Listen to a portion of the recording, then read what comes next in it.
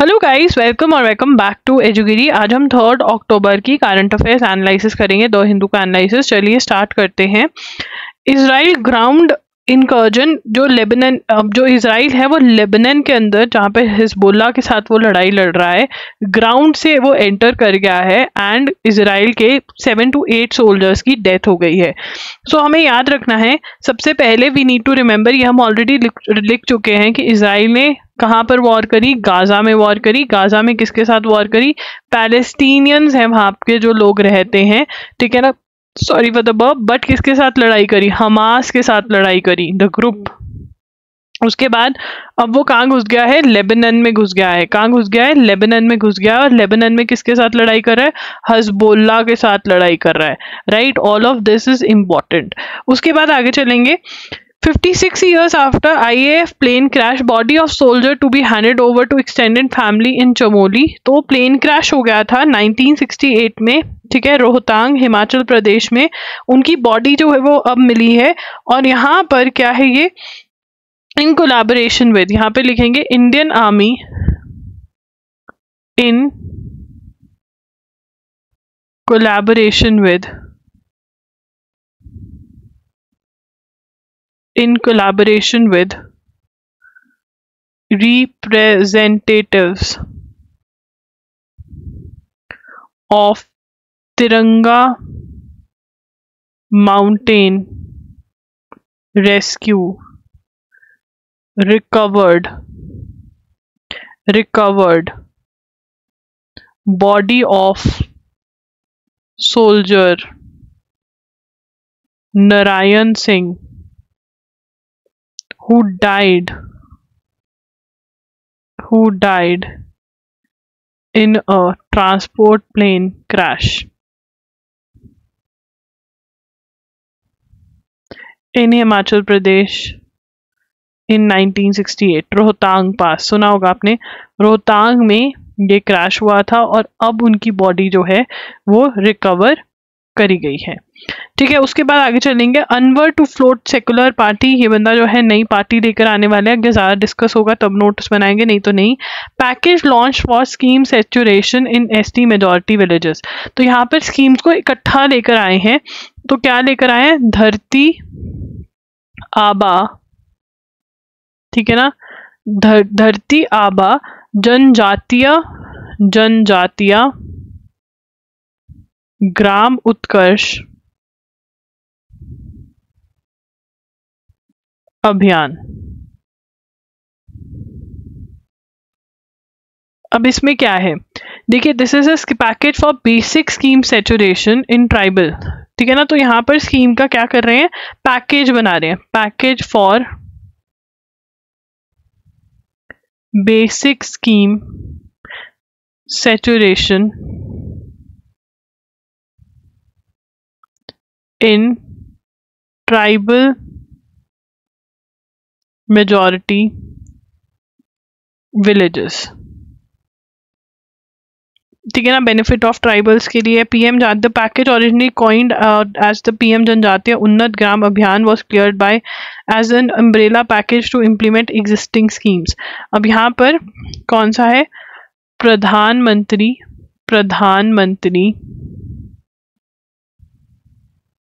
जनजातीय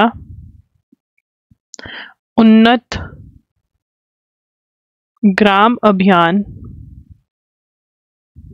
क्या है ये? An umbrella package to implement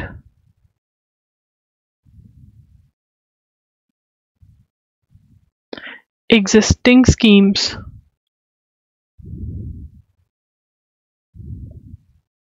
in 63,000 scheduled tribe majority villages,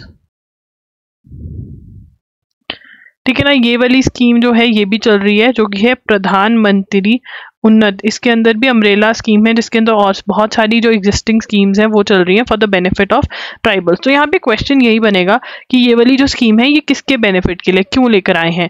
ये वाली जो स्कीम है वो क्यों लेकर आए हैं? तो ट्राइबल्स के लिए है। उसके बाद वो बता रहे हैं कि जो धरती आभा नाम रखा गया है, धरती आभा क्या है? धरती आभा आभा is the name. धरती आभा is the name. क्या है धरती आभा? धरती आभा is the name. धरती आभा is the name. Abha is the name that many in Jharkhand used to refer. किसको? बिरसा मुंडा. किसको रेफर करते थे? Birsa Munda. Now who is Birsa Munda? Birsa Munda is an anti colonial, मतलब ब्रिटिशर्स के एंटी था, anti colonial tribal leader who built a resistance against the British Empire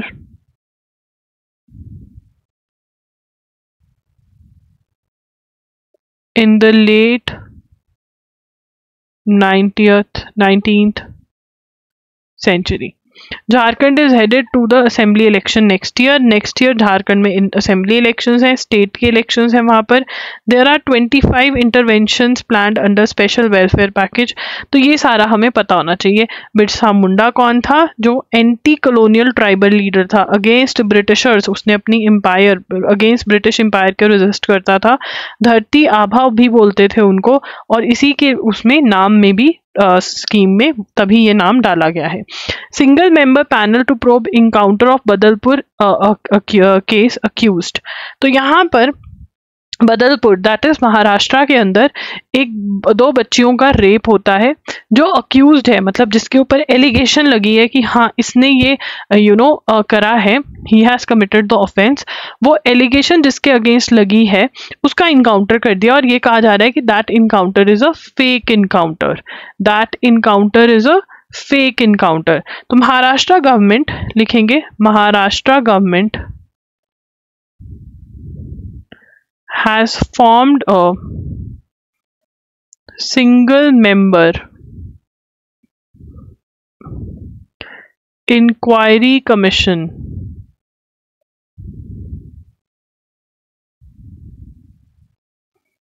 consisting of a retired Chief Justice of Allahabad High Court, that is Dilip Bhosle, to probe, to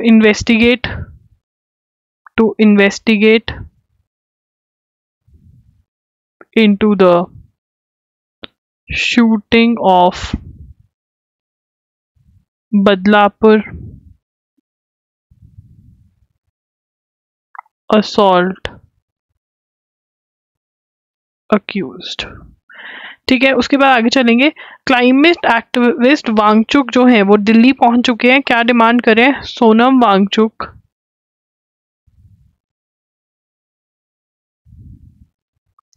March from Ladakh to Delhi. Demand क्या कर रहे हैं? बहुत ही important है demand. Inclusion of Ladakh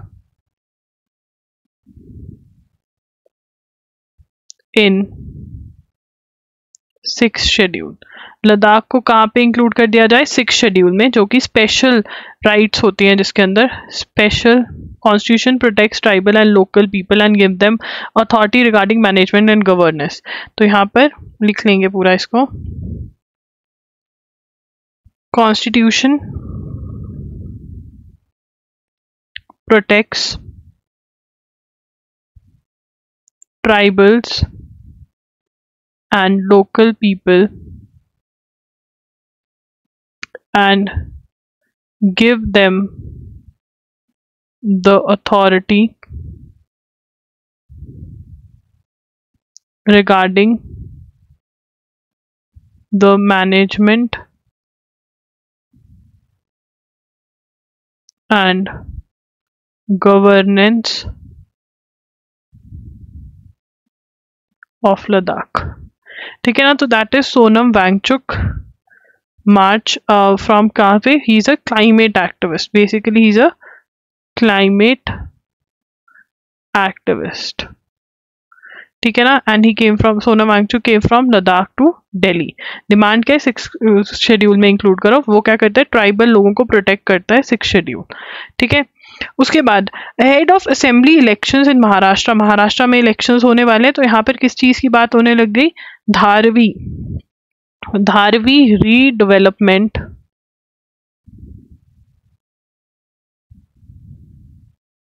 project. तो यहाँ पे सबसे पहले धारवी क्या है, व्हाट इज धारवी। धारवी जो है एशिया का लार्जेस्ट स्लम है, एशिया लार्जेस्ट स्लम, जहाँ पे गरीब लोग रहते हैं, ठीक है ना, एशिया का लार्जेस्ट स्लम है। While the Congress has consistently called the project Modani enterprise. अब यहाँ पर इसको रिकंस्ट्रक्ट कौन कर रहा है कि उन लोगों को घर दे दिया जाए और रीडेवलपमेंट हो जाए, अदानी को दिया गया था, ठीक है ना। ये किसको दिया गया था, Dharavi approved the, now center approved, ये लिखेंगे, center approved the transfer of land to, किसको ट्रांसफर करा, Dharavi redevelopment project private limited, that is DRPPL, इसको कर देंगे, ठीक है ना। And that is a joint venture, it is a joint venture between Adani reality group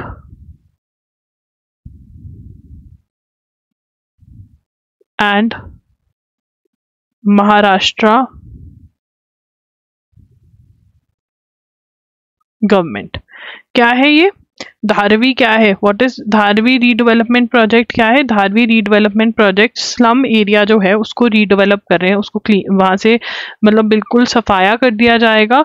and सफाया इन द सेंस वैसे जो है क्लीन, लोगों को भी वहां से निकाल करके घर दिए जाएंगे जो वहां पे रहते हैं, और क्लीन करके उसको वहां पे रीडेवलप किया जाएगा। तो ये किसका है, अदानी और महाराष्ट्र गवर्नमेंट का जॉइंट वेंचर है, वो ये बना रहे हैं, जिसका नाम है Dharavi redevelopment project private limited, ठीक है। अब इसके ऊपर चैलेंज हो रहा है कि अदानी को क्यों दे रहे हो ये सब। उसके बाद आगे चलेंगे, अब हम बहुत ही इंपॉर्टेंट चीज के बारे में बात करने वाले हैं। जस्टिस AS चंद्रूकर जो है, उन्होंने जजमेंट दी बॉम्बे हाई कोर्ट के अंदर, जिसके अंदर इंफॉर्मेशन टेक्नोलॉजी वाला जो वो है, जिसके अंदर, इसको दोबारा से एक बार समझ लेते हैं। 2 सितंबर में हम ये कर चुके हैं, रिपीटेशन है, but Bombay high court judgment on FCU, that is fact check unit. अब यहाँ पे जजमेंट किसने दी, जस्टिस AS चंदूरकर ने। तो ये क्वेश्चन आ सकता है किसने दी, ठीक है। तो पहले ना इसके अंदर ये जो जजमेंट थी, इस पर्टिकुलर जजमेंट की जिसकी मैं बात कर रही हूँ, इसमें स्प्लिट वर्डिक्ट आ गया था, मतलब एक जज ने एक बोला, एक ने एक बोला, तो तीसरा जज बिठाया, वो कौन थे, AS चंदूरकर, उन्होंने फाइनली जजमेंट दी, ठीक है ना, स्प्लिट वर्डिक्ट को खत्म करते हुए। तो उन्होंने कहा उन्होंने अब इसके अंदर क्या कहा, जिन्होंने क्या डिक्लेयर कर दिया, declared unconstitutional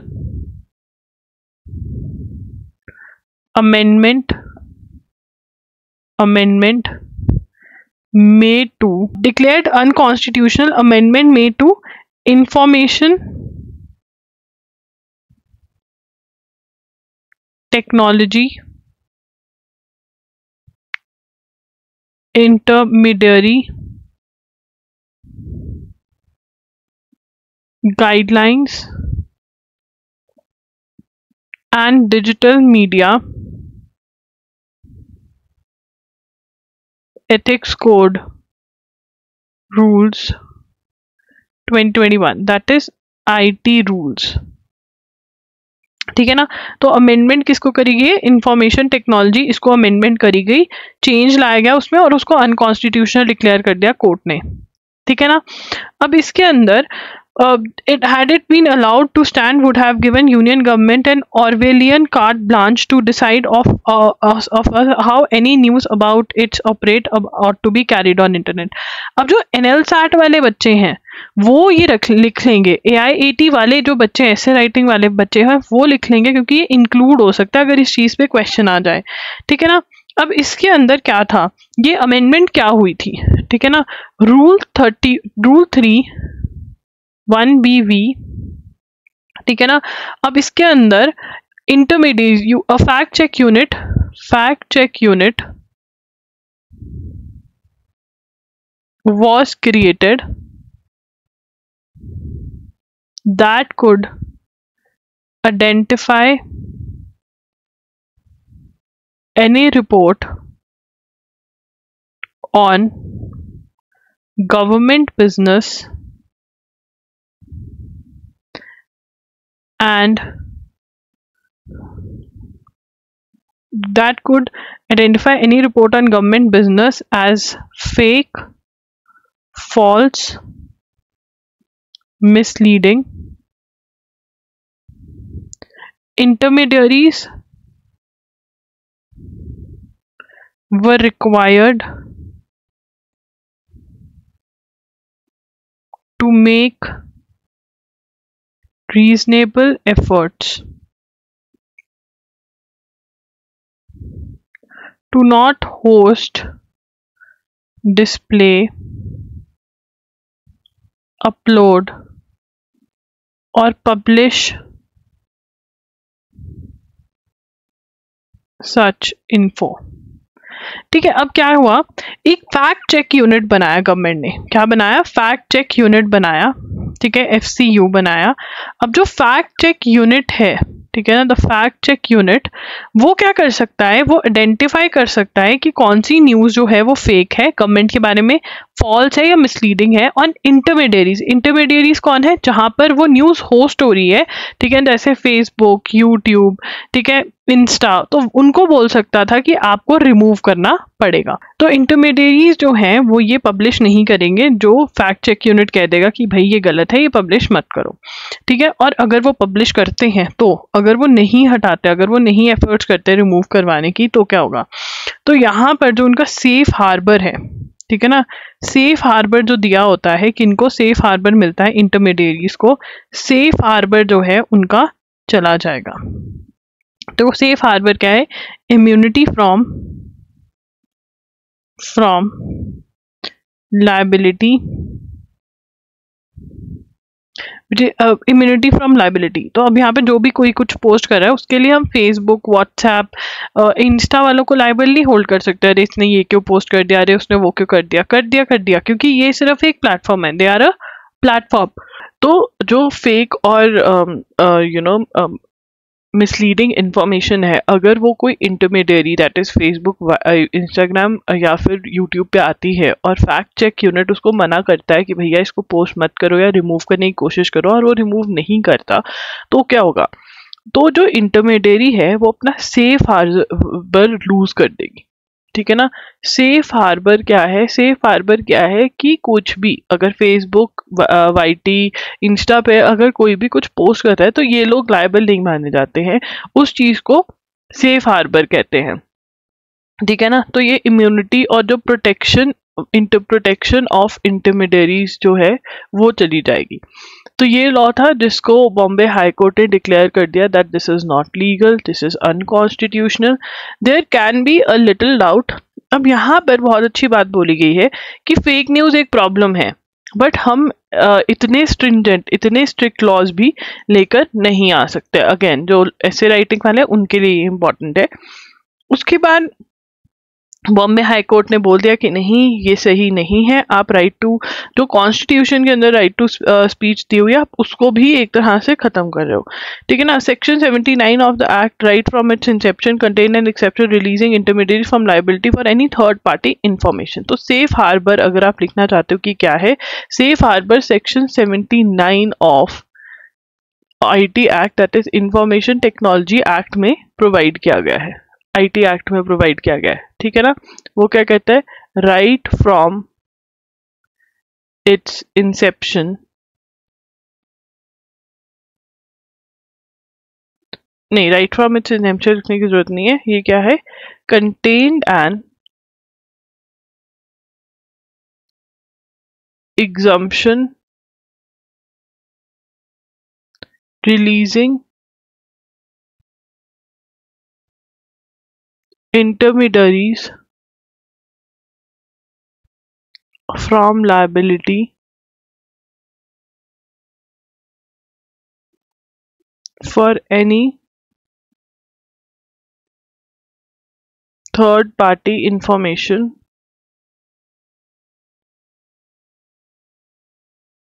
hosted by them। ठीक है ना, कोई थर्ड पार्टी आकर कुछ भी होस्ट कर रही है, ये फेसबुक है, अमन आया उसने कुछ पोस्ट किया, ठीक है ना, तो फेसबुक इज नॉट लायबल जो अमन ने पोस्ट किया। बट अगर फैक्ट चेक यूनिट बोलता है कि अमन ने जो पोस्ट किया उसको रिमूव करो और फेसबुक रिमूव नहीं करता, तो ये सेक्शन 79 ऑफ आईटी एक्ट के अंदर जिस चीज को सेफ हार्बर बोला जाता है, ठीक है ना, वो चला जाएगा कि वो थर्ड पार्टी के लिए लायबल होने लग जाएंगे। ठीक है ना, सो ये है यहाँ पर। उसके बाद आगे चलेंगे, आर्टिकल 19(2) जो है, ठीक है ना, वो रिस्ट्रिक्शंस जो अवेलेबल है उसको भी क्रॉस कर रहा था, यहाँ से क्वेश्चन नहीं बनेगा। उसके बाद climate activist Sonam Wangchuk was detained on the Delhi border on Monday night as he led a group of protesters to petition the central government for inclusion of Ladakh in the 6th schedule। अब ये बहुत ही again detail है। अब सोनम वांगचुक जो है, Sonam Wangchuck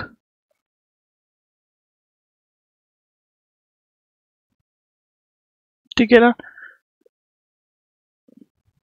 wants to detained in Delhi नहीं, ठीक है ना, protester group of protesters, ठीक है ना, अब group of protesters to petition central government to bring Ladakh for inclusion of Ladakh in 6th schedule।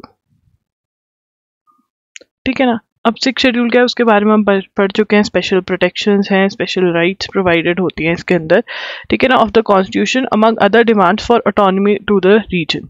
Autonomy मतलब इंडिपेंडेंस, वो खुद अपने डिसीजंस ले सकें कुछ जो हैं, क्योंकि वो ट्राइबल्स हैं, दे आर ट्राइबल्स, और ट्राइबल्स के लिए स्पेशल राइट्स बनती हैं। इंडियन कॉन्स्टिट्यूशन ट्राइबल्स के लिए स्पेशल राइट्स की बात करती है। ठीक है, अब यहाँ पे similar demands have been raised in Arunachal Pradesh and Manipur. These discussion relate to special provisions for various ethnic group in the constitution. अब वो क्या कह रहे हैं कि हमारे यहाँ पर कौन सी टाइप की फेडरलिज्म है। सबसे पहले अब यहाँ पे ना कुछ कॉन्सेप्ट की बात करेंगे, तो सबसे पहला कॉन्सेप्ट कौन सा है, एसिमेट्रिकल फेडरलिज्म। कौन से फेडरलिज्म की बात करिए, एसिमेट्रिकल फेडरलिज्म की बात करिए। Now what is asymmetrical federalism? Federalism क्या होता है? पहले federalism is division of power, division of power between centre and state. तो सेंटर और स्टेट के बीच में जो पावर डिवाइड होती है, डिवीजन ऑफ पावर होती है, उसको फेडरलिज्म बोलते हैं। और फेडरलिज्म इंडिया में है, powers are divided between the central government and the state government, so India is a federal country। but India के अंदर asymmetrical federalism है। asymmetrical federalism जहाँ पर asymmetrical federalism का क्या मतलब होता है, some states and areas have more autonomy than others। Autonomy का मतलब क्या होता है, independence to take their own decision, independence to take their own decision. कुछ स्टेट्स के पास कुछ ज्यादा ऑटोनॉमी होती है, कुछ के पास कम होती है। A classical federation like US, और क्लासिकल फेडरेशन क्या होती है, जहाँ all states have same. Classical federation क्या होती है, तो यहाँ पे हमने टाइप्स ऑफ फेडरलिज्म कर लिए। क्लासिकल फेडरलिज्म क्या होती है, same, all states have same set of powers।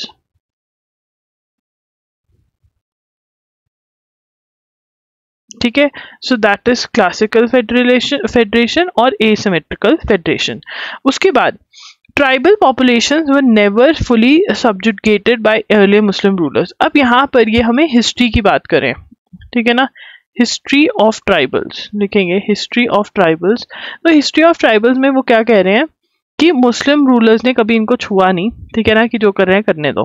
ठीक है, मुस्लिम rulers never Muslim rulers did not interfere much. ठीक है ना. Britishers brought foreign policies that affected the life of tribals. तो यहाँ पर वो कह रहे हैं कि जो मुस्लिम रूलर्स आए, मुगल्स ये वो, ठीक है, उन्होंने कभी ट्राइबल्स को ज़्यादा इंटरफेयर कर नहीं पाए या नहीं किया. और ब्रिटिशर्स जो थे वो फॉरेन पॉलिसीज़ लेकर आए, वो फॉरेस्ट पॉलिसीज़ लेकर आए, जिसकी वजह से इनकी ज़िंदगी पर इफ़ेक्ट पड़ा. ठीक है. उसके बाद however the initial British laws and their forest policies affected the tribal way of life. The traditional rights over forest lands were not recognized and their movement inside forests became restricted. This अब यहाँ पे इनकी क्या हुआ, movement in forests became restricted. ठीक है. उसके बाद this discontentment resulted in various tribal rebellions. ठीक है ना. अब this led to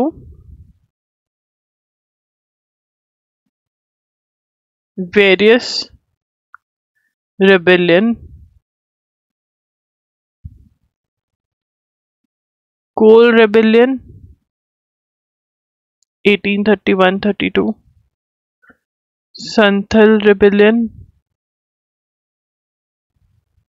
1885, Munda rebellion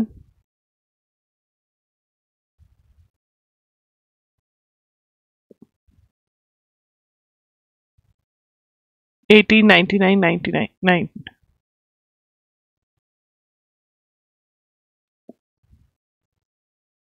और bastard rebellion.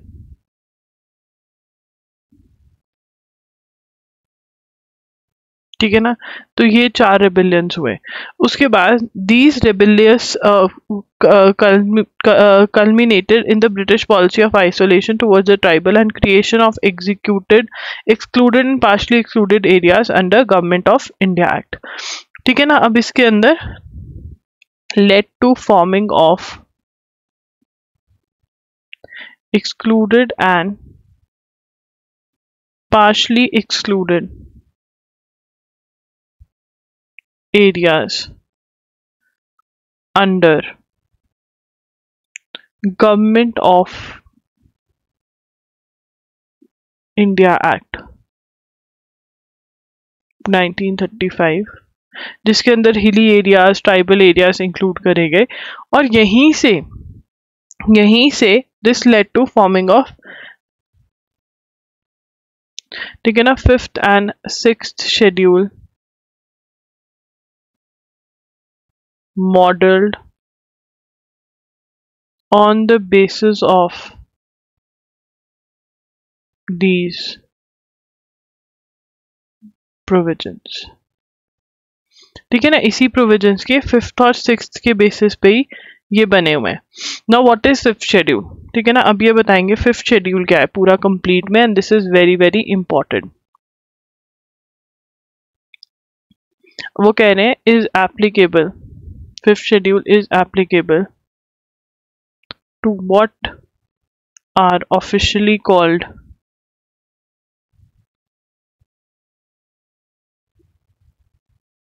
scheduled areas that are declared by the president. अब यहाँ पे 5th शेड्यूल में किसकी बात हो रही है. 5th शेड्यूल में बात हो रही है, किसकी बात हो रही है, शेड्यूल्ड एरियाज की. शेड्यूल्ड एरियाज है और शेड्यूल्ड एरियाज को कौन डिक्लेयर करता है, president. Now question can come from here, this is important. अभी तक जो हमने 3 पॉइंट्स लिखे वो रीडिंग, वो आपके अंडरस्टैंडिंग के लिए इंपॉर्टेंट थे. इनको आप सिर्फ रीड करेंगे, क्लैट वाले लर्न करेंगे, बाकी सब रीड करेंगे. ठीक है ना. Because it is important to understand की बैकग्राउंड क्या है, तो इसलिए हमने लिखा। फिफ्थ शेड्यूल क्या है, is capable is applicable what are official called scheduled areas, president declare करता है। The guiding norms for declaring an area scheduled area include preponderance, मतलब पॉपुलेशन होनी चाहिए being greater in number of tribal, ठीक है ना। नाउ अब इसमें norms for rules for declaring an area, rules for declaring an area, rules for declaring an area क्या है, rules for declaring an area schedule लिखेंगे as scheduled area include, ठीक है, population, great population, good number of population होनी चाहिए, population of tribals, compactness of area, viable administrative unit,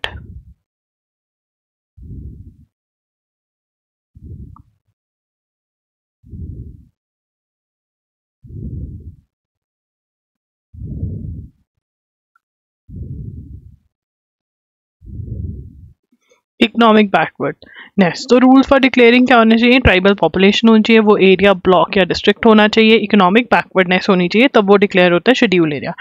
10 states have scheduled area, लिखेंगे at present 10 states have scheduled areas, ठीक है ना। They set up tribes advisory councils, ठीक है ना। ये जो काउंसिल होती है क्या करती है, provides advice pertaining to welfare and advancement of scheduled tribes in these states. The governor, subject to the approval of the central government, shall make regulations for the allotment and transfer of lands among the members of scheduled tribe. Governor shall also regulate money lenders. तो यहाँ पर governor shall make regulations for allotment and transfer of lands among the members of schedule tribe, ठीक है ना। तो governor के पास power होती है। उसके बाद ये हमारे पास बात करें 6 शेड्यूल की,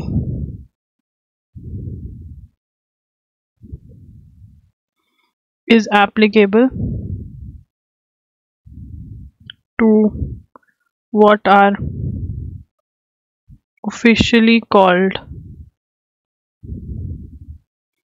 tribal areas in the states of Assam, Meghalaya, Mizoram and Tripura, ठीक है ना। तो यहाँ पर ये ऑफिशियली जहाँ पर डिक्लेयर्ड है कि ये ट्राइबल एरियाज हैं, ये वहाँ पर होता है, ठीक है ना। These are 10 such tribal areas present in these 4 states. तो ट्राइबल एरिया सिर्फ इन 4 स्टेट्स में ही प्रेजेंट है। So this is a MCQ alert, यहाँ से MCQ उठा सकते हैं। कितने ट्राइबल एरियाज है, 10, अगेन MCQ आ सकता है यहाँ से। उसके बाद वो कह रहे हैं इनकी क्या होती है, ऑटोनॉमस, इनकी क्या होती है, ऑटोनॉमस डिस्ट्रिक्ट काउंसिल्स होती हैं। ऑटोनॉमस मतलब independent, ADC are formed in tribal areas. It consists of 30 members. ADC has powers to make laws with respect to the use and management of land, regulate shifting cultivation, inheritance of property, marriage and divorce, social customs. These laws take effect after being approved by governor, तो governor के approval के बाद लगता है। तो यहाँ पर जो ऑटोनॉमस डिस्ट्रिक्ट काउंसिल्स हैं, they have the power to make laws with regard to these things, and ये इंडिपेंडेंस, ऑटोनॉमस का मतलब क्या होता है, ऑटोनॉमस का मतलब क्या होता है, इंडिपेंडेंट। उनको क्या चाहिए, आज़ादी चाहिए कि हम जो हैं अलग हैं, हमारे जो लॉज होने चाहिए वो डिफरेंट है, ठीक है ना। तो 6th schedule is important. 6th schedule के अंदर क्या होता है, 5th शेड्यूल के अंदर क्या होता है, ये आपको याद करना पड़ेगा, क्वेश्चन आ सकता है। उसके बाद what are special provisions for north eastern states, और other special provisions of north eastern states क्या हैं, ये लिखेंगे special provisions for north eastern states. क्या है स्पेशल प्रोविजन, उनकी जो स्पेशल प्रोविजन है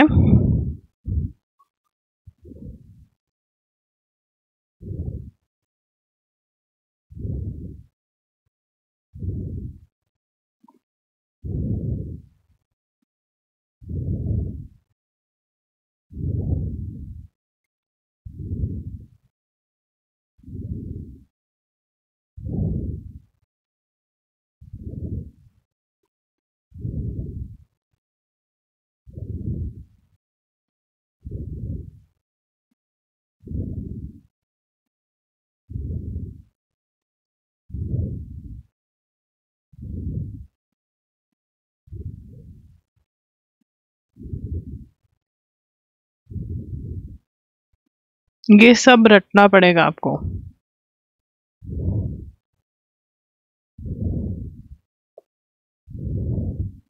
ठीक है ना, ABCDEF G, ठीक है ना, फिर H है अरुणाचल प्रदेश, तो इसको इसी सीक्वेंस में रख लेंगे। ये क्या प्रोवाइड करते हैं, प्रोवाइड फॉर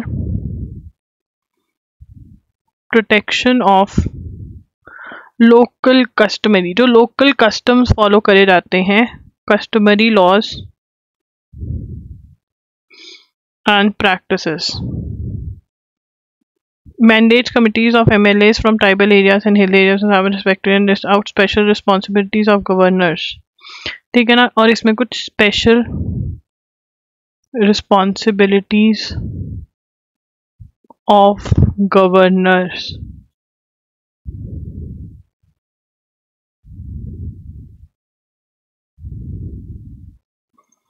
ठीक है ना, तो ये है, these are the special provisions of north eastern states, तो ये भी हमें पता होनी चाहिए। उसके बाद नेशनलिस्ट कांग्रेस पार्टी के जो फाउंडर है शरद पवार, वो कह रहे हैं कि अजीत पवार को कहिए कि वो नया सिंबल और वो लेकर आए। अब यहाँ पर हमें पता होना चाहिए, nationalist Congress party, that is NCP करके एक पार्टी है, नेशनलिस्ट कांग्रेस पार्टी। अब इसके दो ग्रुप्स हो गए, एक तो अजीत पवार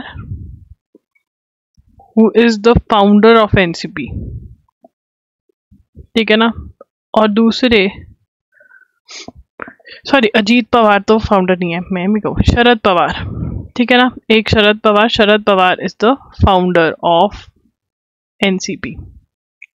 अब इन्होंने अलग अलग पार्टी बना ली, ये कह रहे हैं, अजीत पवार कह रहे हैं मैं रियल NCP हूँ, ये कह रहे हैं ये रियल NCP है।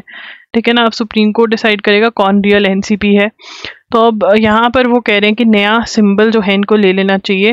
The elder Pawar said undivided NCP clock symbol has been synonymous with him. तो इनके पास क्लॉक का सिंबल है, ठीक है ना। ये क्या कह रहे हैं, says Ajit Pawar should adopt some other symbol, कुछ और सिंबल, ठीक है। उसके बाद include persons with disability in ABPMJ scheme. ABPMJ scheme वही हेल्थ आरोग्य योजना है, ठीक है ना। तो यहाँ पर national disability network has approached central government seeking inclusion of persons with disabilities without any income or age criteria in Bharat in Ayushman Bharat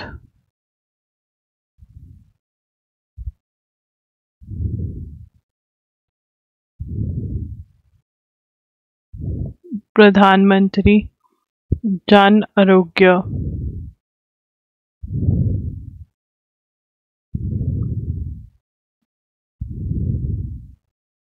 ये क्या है, this is a health insurance scheme. तो उस हेल्थ इंश्योरेंस स्कीम के अंदर जो 5 लाख तक का कवर प्रोवाइड करती है गवर्नमेंट स्कीम है, उसके अंदर वो कह रहे हैं कि डिसेबल्ड लोगों को भी इंक्लूड कर लेना चाहिए विदाउट एनी इनकम और एज क्राइटेरिया, ठीक है, ये बोल रहे हैं। उसके बाद Modi says toilet coverage reach 100% after launch of स्वच्छ भारत मिशन। तो टॉयलेट कवरेज जो है वो 100% हो गई है, ऐसा कह रहे हैं PM Modi after launch of स्वच्छ भारत मिशन, ठीक है ना। तो इसके अंदर Modi says toilet coverage reached toilet coverage reached 100% reached 100% after launch of स्वच्छ भारत मिशन की टॉयलेट जो है हर किसी को प्रोवाइड कर दिया गया है, ठीक है। Prime minister Narendra Modi on Wednesday said more than 12 crore toilets have been built, 12 crore toilets built, ठीक है ना। और स्वच्छ भारत SBM को कितने साल हो गए, 10 years ऑफ लॉन्च। कब लॉन्च हुई थी, लॉन्च इन 2014। मिशन क्या था, to eliminate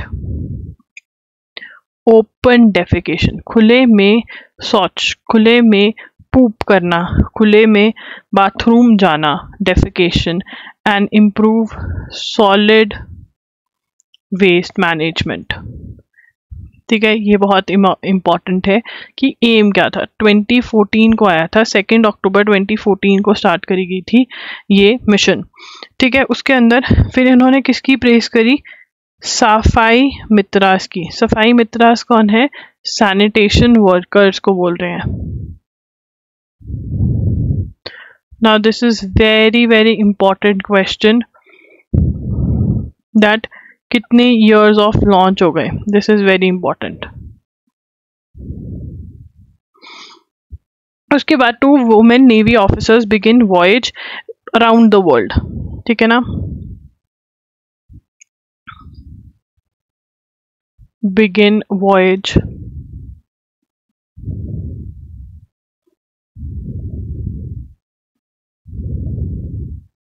around the world. अब क्या क्या नाम है उनका, लेफ्टिनेंट कमांडर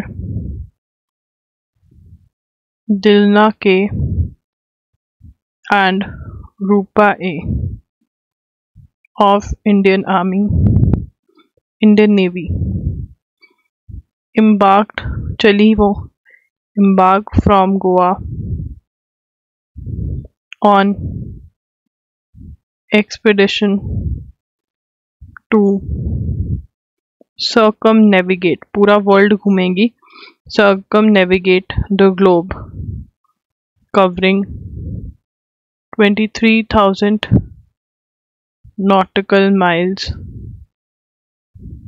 over 240 days. कितने डेज का मिशन है? 240 डेज का. ये क्या है? Second addition.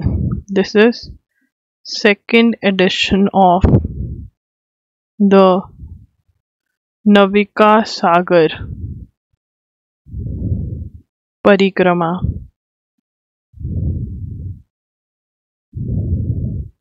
ठीक है, किस पे जा रहे हैं? On INSB Tarini.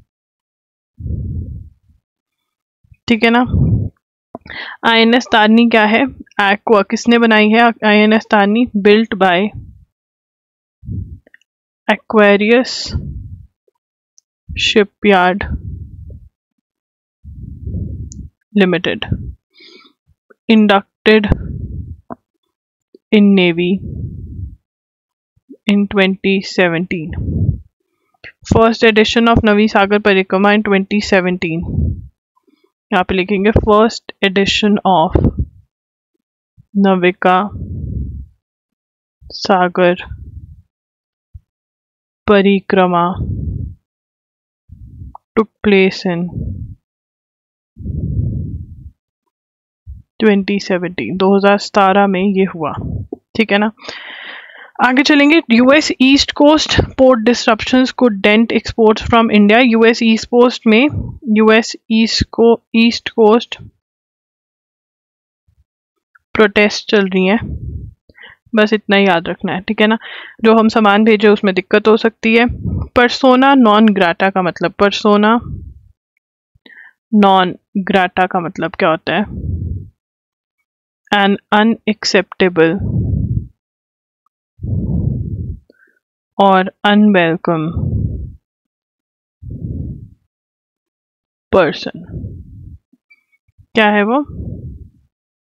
Persona non grata क्या है? एन अनएक्सेप्टेबल और अनवेलकम पर्सन. ठीक है. अब उसमें आगे चलेंगे. वो क्या है? Israel declares UN's chief Antonio Guterres persona non grata. ठीक है. इसका मतलब क्या होता है? एन अनएक्सेप्टेबल और unwelcome person because accusing him, इल्ज़ाम क्या लगा रहे हैं उसके ऊपर? Accusing him of failing to specifically condemn Iran's missile attack on Israel. तो जो मिसाइल अटैक हुआ है ईरान का, वो कंडेम नहीं किया, उसको क्रिटिसाइज नहीं किया जो इसराइल पे हुआ, इसलिए वो कह रहे हैं हमारे लिए ये अनएक्सेप्टेबल, बेकार इंसान. ठीक है. Brazil's coast eroding faster than ever as Atlantic Ocean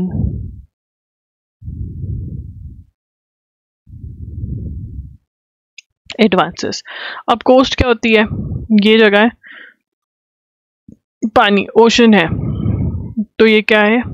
this is coastal area. ये सारा दिस इज कोस्टल एरिया. ठीक है ना. मान लो यहाँ पर लैंड है तो ये कोस्ट, ये लैंड वाला, ये लैंड माना जाएगा. बट जो कोस्ट के साथ, जो ओशन के साथ, सी के साथ एरिया लगता है उसको कोस्टल एरिया बोलते हैं. अब क्या हो रहा है? ग्लेशियर्स मेल्ट हो रहे हैं. किसकी वजह से? ग्लोबल वार्मिंग की वजह से, है ना. तो ये पानी कहाँ पे जाता है? इनमें ओशन और सी में जाता है. तो ओशन और सी का जो लेवल है वो बढ़ रहा है. लेवल बढ़ रहा है तो कौन सा एरिया जा रहा है? कोस्टल एरिया, यहाँ पर जहाँ पर लोग घर बने हुए थे वो वहां तक पहुंच रहा है। तो अटलांटिक ओशन जो है वो बहुत जल्दी उसका लेवल बढ़ रहा है। ब्राजील की कोस्ट में लोगों के घर जो है वो पानी के अंदर आ रहे हैं, ये हो रहा है। ठीक है, अब याद क्या रखना है कि ब्राजील के पास ओशन कौन सा है, ठीक है ना, और जल्दी, सबसे ज्यादा जल्दी इरोड हो रहा है। अब ICC women's T20 world cup कहाँ पर हो रहा है? दुबई में। अभी के लिए तो यही क्वेश्चन है, जब जीत जाएगा तो ये होगा कौन जीता। ठीक है, so guys that's it. I am sorry, कल इंटरनेट का इशू हो गया था, so I was not able to upload this, but now you can see it and I hope आपकी रिविजन जो है वो बहुत बढ़िया चल रही होगी।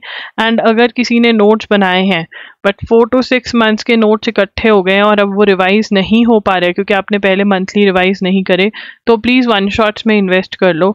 एंड किसी ने रिविजन बहुत बढ़िया कर ली है तो next step is MCQs solve करो। ठीक है ना, it is very important to solve MCQs, but step 1 के अंदर सबसे पहले लर्निंग भी ज़रूरी है। ठीक है, okay, all the links are in the description box. सितंबर के MCQs, सितंबर के आपके थ्योरी जो है वो डल चुकी है, तो आप देख सकते हैं। That's it, thank you for watching, do comment अगर आपको सेशन अच्छा लगा हो। बाय।